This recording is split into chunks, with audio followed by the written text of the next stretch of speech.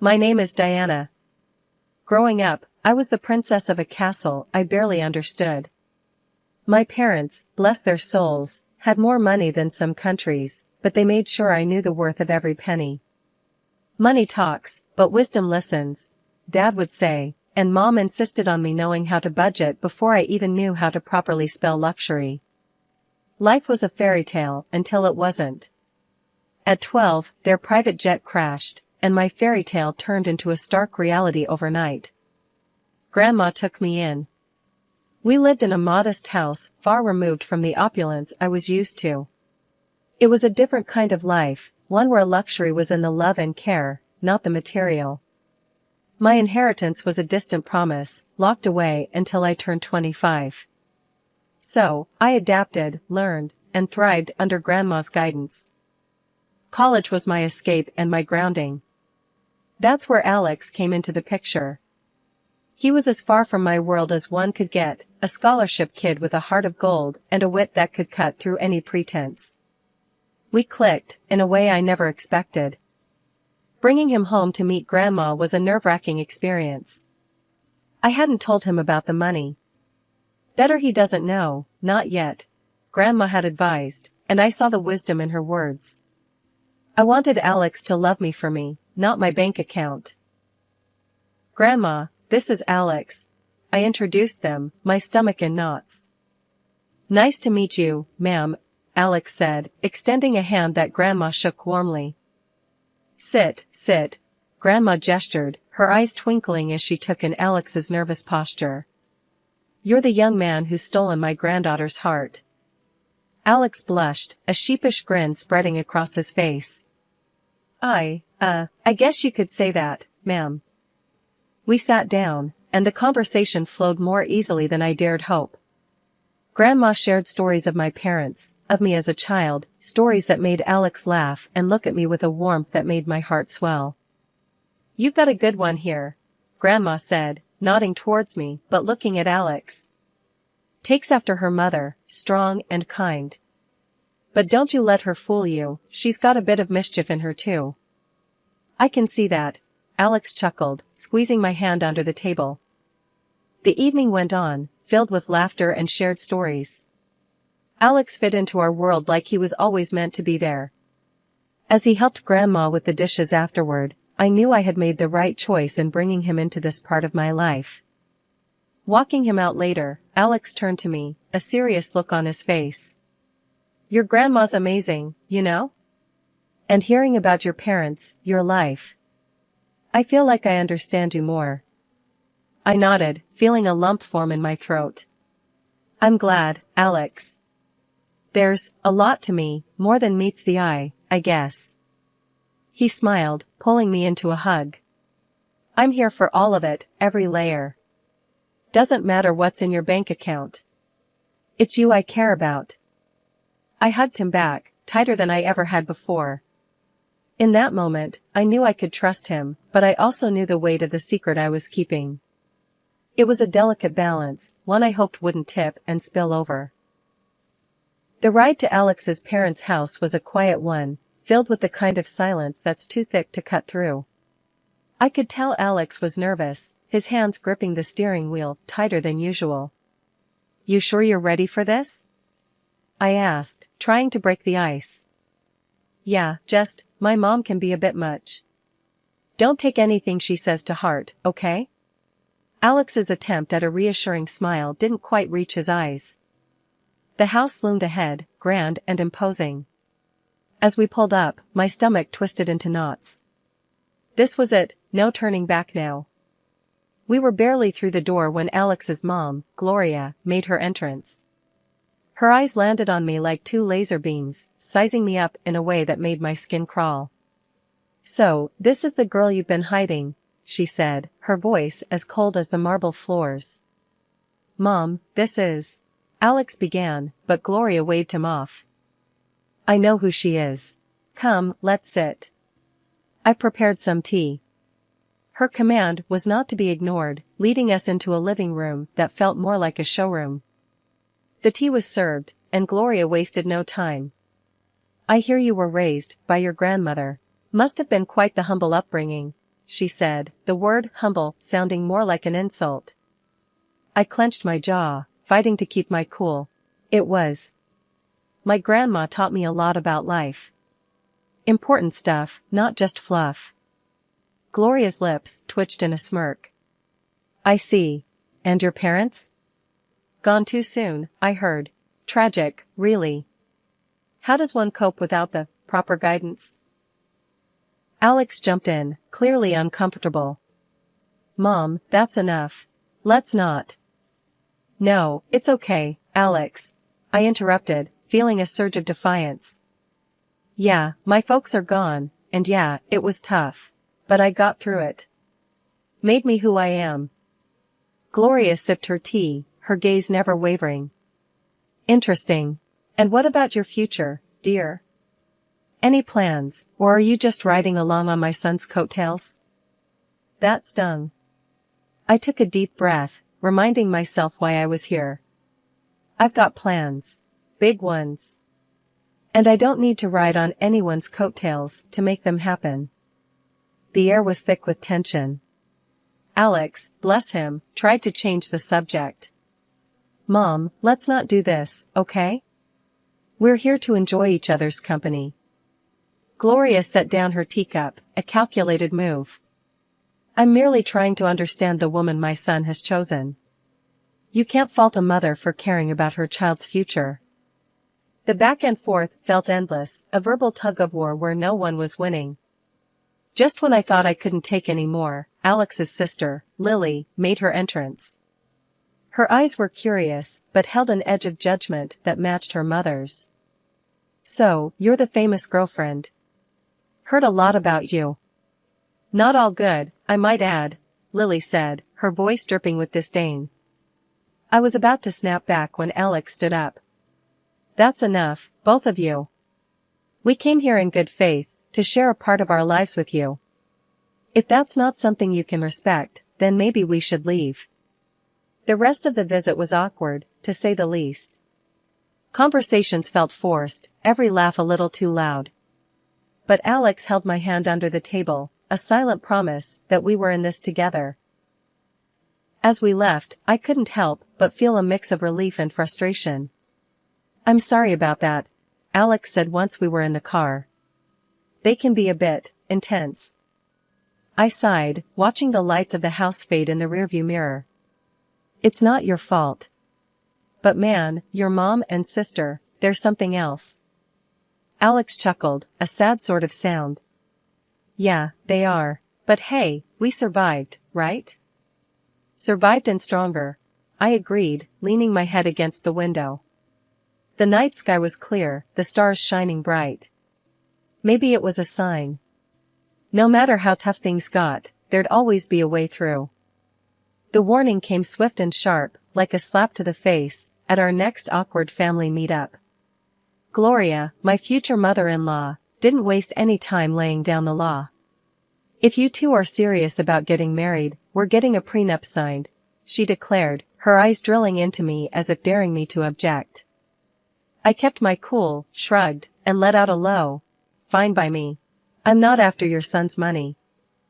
Alex looked like he wanted to crawl into a hole and disappear. Once we were out of there, he was all apologies and promises. My mom won't get in our way, I promise. We'll be happy, he said, his eyes pleading for me to believe him. The wedding planning sailed smoothly enough, but the big day itself?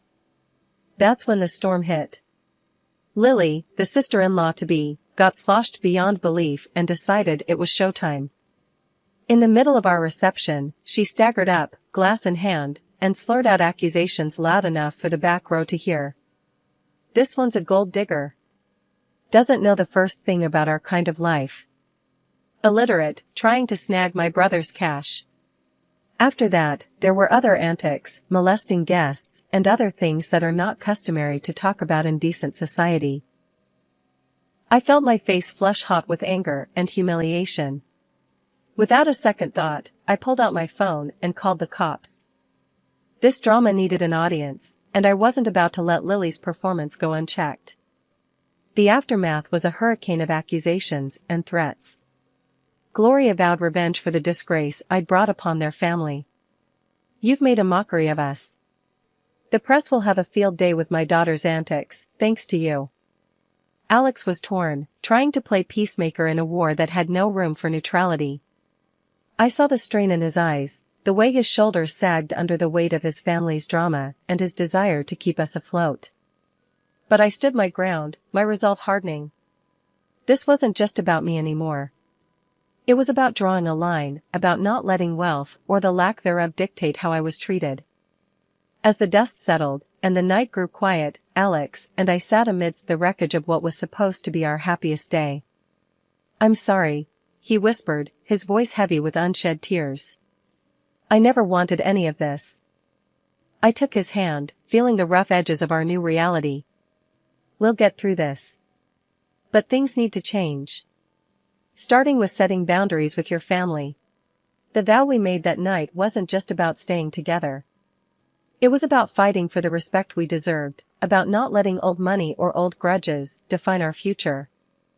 2 years slipped by since we said "I do," and those vows felt heavier every day. Gloria practically vanished from our lives, and honestly, I didn't miss her one bit.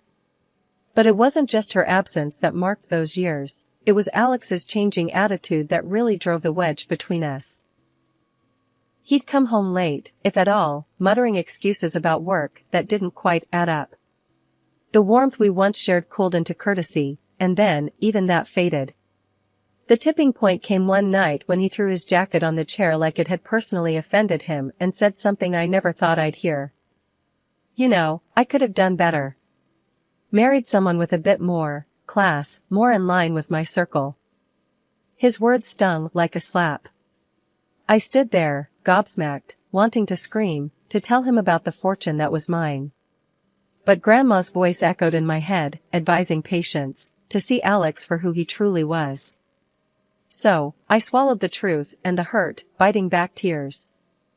I thought maybe, just maybe, if we had a child, it might bridge the gap between us, remind him of the love that brought us together. "Alex, don't you think it's time we thought about having a baby? It could bring us closer," I ventured one evening, hoping to spark something of the man I fell in love with. His reaction was like a cold shower. "A baby? Now? Don't be ridiculous. We're not ready for that. Not by a long shot." That conversation shut me down. It wasn't just the refusal, it was the disdain, the way he made it clear that what I wanted, what I thought could save us, was nothing but a foolish fantasy. Days turned into weeks, and those weeks into months of silence, of living side by side, but not together. Each rude remark, every late night, added another brick to the wall between us. I confided in Grandma, poured my heart out over cups of tea that had gone cold before I could finish them. "He's not the man I married, Grandma. I don't know if he ever was." She listened, her eyes sad, but understanding. "You can't make someone be who you want them to be, darling. Sometimes, we see what we want to see, until we can't ignore the truth any longer." Her words, though heavy, carried a sliver of relief. I wasn't crazy, I wasn't asking for too much. I just wanted a partner, someone who saw me as an equal, who respected me. But as the days passed, it became clearer that wasn't who Alex was. Not anymore, if he ever had been. The idea of leaving crossed my mind more times than I cared to admit. But every time it did, I pushed it away, hoping against hope that something would change, that the man I loved would find his way back to me. The vibe was set for a killer party. I'd gone all out for Alex's birthday bash, hoping to bring back a spark into what had turned into a pretty mundane marriage. No expense was spared, and the guest list was a who's who of our closest pals. Notably missing from the invite list were Gloria and Lily, my mother-in-law and sister-in-law. Their drama was the last thing I needed ruining the night. Alex was in high spirits, soaking in the adoration and well wishes from everyone. For a moment, it felt like we were back in the honeymoon phase, all laughter and inside jokes. But that bubble burst the second Gloria and Lily crashed the party, uninvited but clearly expecting to be welcomed. Turns out, Alex had gone behind my back and invited them, hoping to avoid any family fallout. Their presence turned the atmosphere tense.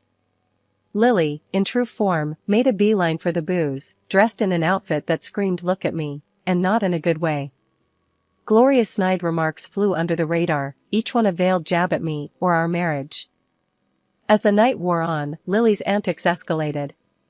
Fueled by champagne and a need to be the center of attention, she started a rant about me not fitting into their family, how I was unworthy of their name. It was a mess, and Alex was nowhere to be found, too busy playing the good son to notice the circus unfolding. The climax of the evening was when Lily, a few sheets to the wind, decided to air out some dirty laundry. Waving around some documents, she slurred out insults, each word a knife. The spectacle ended with her stumbling into the pool, documents flying everywhere. I rushed over, more out of curiosity than concern, and gathered the scattered papers. My heart sank as I pieced together what they were. Divorce papers. Signed, by Alex. It was like a punch to the gut, each signature a betrayal. I stood there, numb, as the reality of the situation washed over me. My husband, the man I had vowed to spend my life with, had decided our journey was over without so much as a word to me. The party around me faded into a blur as I clutched the documents, Alex's signature glaring up at me, confirming what I didn't want to believe. This wasn't just a party to remember, it was the end of everything I thought we had. In the aftermath of the pool incident, I sought clarity amidst the chaos.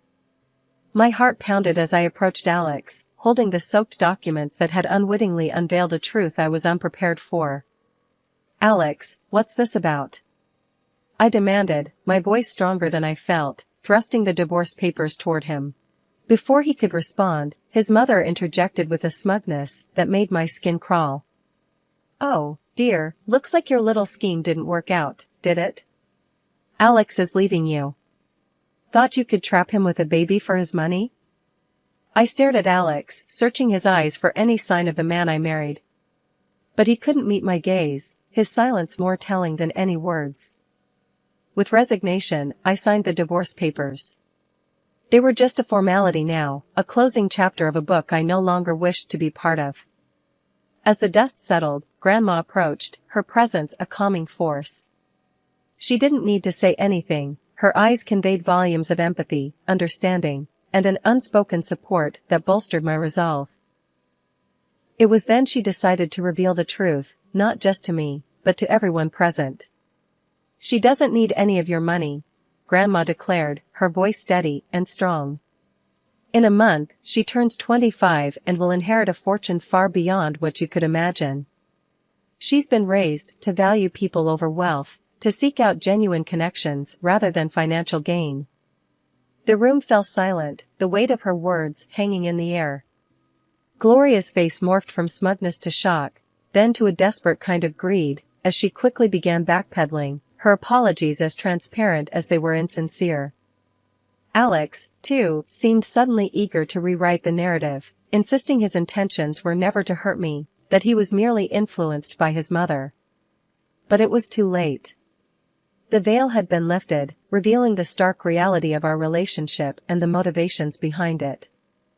I met their apologies with a quiet smile, not out of forgiveness, but out of an inner peace that came from understanding my worth, independent of the wealth that awaited me. "You've shown me your true colors," I said, my voice imbued with a newfound strength. "As for surprises, well, I prepared another one for you." And at that moment, a loud honk echoed through the tension. Outside, a sleek, luxury car rolled up to the gate, the one I had secretly bought for Alex as a surprise. The irony wasn't lost on me. I couldn't help a bitter laugh as I excused myself, stepping outside to confront the final act of this drama. There it was, the epitome of luxury on four wheels, a symbol of the love I thought we shared, now just another piece in the game of pretense and betrayal. Without a second thought, I slid into the driver's seat, the leather cool and unyielding beneath me, much like my resolve. Grandma, ever my rock, joined me, her presence a silent testament to the strength and dignity that ran in our blood. Turning to face the house, I saw Alex and his mother at the door, their expressions a mix of confusion and awe. "Everything from now on goes through my lawyer," I called out to them, my voice clear and devoid of the warmth it once carried. And don't worry about my stuff. I'll have a courier pick it up. Their faces, once smug and self-assured, now painted a picture of realization and loss. Not just of the wealth they coveted, but of the person they underestimated. With that, I turned the key, the car's engine purring to life, a sweet sound that promised freedom and new beginnings. Grandma and I shared a look, a silent agreement that this was the first step toward a future unburdened by deceit and manipulation. After the revelations and dramatic exits, the air seemed clearer, as if the truth had not only unveiled the greed and deceit but also cleansed the path ahead. It wasn't long before the first test of my newfound resolve came knocking, or rather, calling. The phone rang, its shrill tone slicing through the calm like a knife. On the other end was none other than Lily, her voice dripping with an unfamiliar sweetness. "Hey, I just wanted to, clear the air between us. We're practically the same age, right? We could be friends." I couldn't help but let out a short, disbelieving laugh. The contrast between this sugary tone and her usual disdain was stark. "Friends?" I echoed, the word feeling foreign. "You mean like how friends don't badmouth each other at parties or try to humiliate them in front of everyone?" There was a pause, a moment where I imagined I could hear the cogs turning in her head as she searched for a response. "Well, water under the bridge and all that," she attempted feebly. "Water into the pool, you mean," I shot back, unable to resist the jab. The silence that followed was telling. It was clear that my refusal to play along had derailed her plans. "Fine, be that way," she snapped, her veneer of niceness crumbling away. "You'll regret this."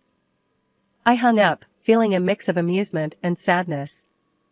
It was a stark reminder of the facades people wear and the lengths they'll go to when faced with the consequences of their actions. The temptation to retaliate was there, a nagging thought in the back of my mind. I posted a video on social media of her falling into the pool. It went viral like wildfire. Within an hour, 1,000 people had liked it. My sister-in-law was internet famous. She tried to call me, demanding I take it down, but I just blocked her. I'm done with her fake sweetness and her nasty attitude. A week after that, my phone rang with a number I knew all too well. It was Gloria, her voice unnaturally sweet, offering an olive branch she hoped I'd grasp. "Let's put the past behind us. For Alex's sake, can't we reconcile?" she suggested, as if the wounds were mere scratches that could heal with a band-aid of words. "No, Gloria. That ship has sailed," I replied, firm but not unkind. There was no anger in my voice, just a resolute peace. "I wish Alex well, but our paths are diverging. I'm looking forward, not back." Not long after, Alex made his own attempts at a reunion. One morning, I found a bouquet of flowers at my doorstep, the card bearing a simple "I'm sorry, please come back" message. The sight of them sparked more anger than affection. Without a second thought, I tossed them into the trash. His efforts didn't stop there. He tried to visit, showing up unannounced with the hope of talking things through. But I wasn't the same person he left behind. His presence, once a source of comfort, now felt like an intrusion. One evening, as he made yet another uninvited appearance, I met him at the door, with a resolve as hard as steel. "If you don't stop this, I'm going to the police," I warned, my voice steady and firm. "Your apologies can't undo what's been done. It's over, Alex. Really over." The gravity of my words finally seemed to reach him. His shoulders slumped, and with a final, lingering look, he turned and walked away. That was the last I saw of him. In the time that followed, I threw myself into charity work. It became my passion, my purpose. Helping those truly in need, connecting with people who valued kindness over wealth, brought me a joy I hadn't known was missing. Living with Grandma, I found peace in our quiet routine. We'd sit and plan our next project, our next way to make a difference. It was during these moments I realized this was where I was meant to be. I had no illusions about the road ahead. It would be fraught with challenges, perhaps even heartache. But I also knew it would be filled with joy, with moments of unbridled happiness, and the kind of love that enriches the soul. And so, I live my life looking forward, not back. I work, I help, and I hope. I believe in a future where I'll find true love, not defined by wealth or status, but by genuine connection. And yes, one day, I'll have those 3 beautiful children I dream of. But for now, I'm content. I'm building a life of purpose, surrounded by love that doesn't ask for anything in return. This isn't just the end of a chapter, it's the beginning of a whole new book. And I'm the one writing it.